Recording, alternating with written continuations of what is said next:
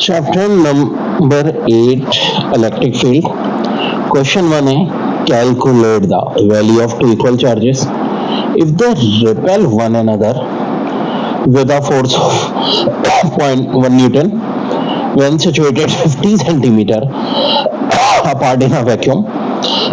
What should be the size of the charge if they were situated in an insulated liquid whose permittivity was 10 times of vacuum? Force है 0.1 Newton और radius 50 centimetre.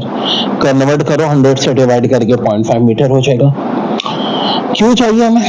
और part 1 में, part 2 में क्यों भी चाहिए और relative permittivity जब 10 हो तो देखो F equal to 1 upon pi epsilon naught Q1 Q2 R square.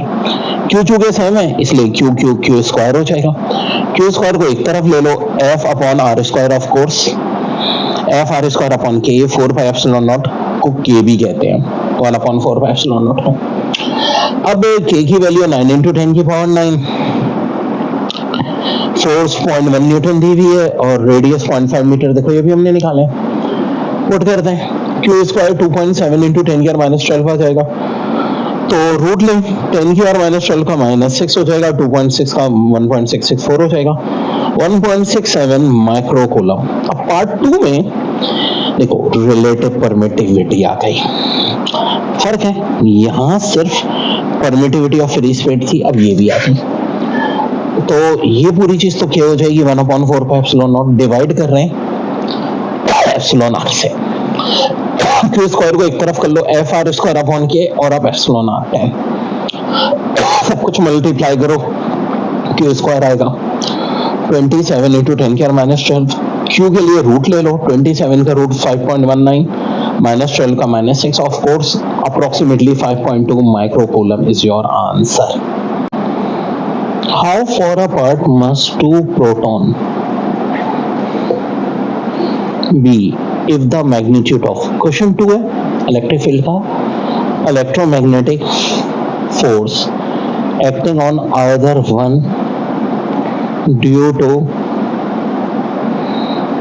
other is equal to the magnitude of the gravitational force on a proton at earth surface.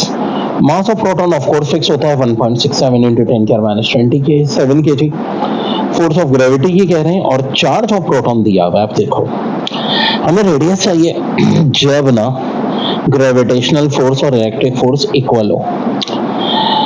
So mass proton का और charge proton का दिए हुए देखो M G के Q Q R square के बराबर, तो आर स्क्वायर हो जाएगा के क्यू स्क्वायर एम जी.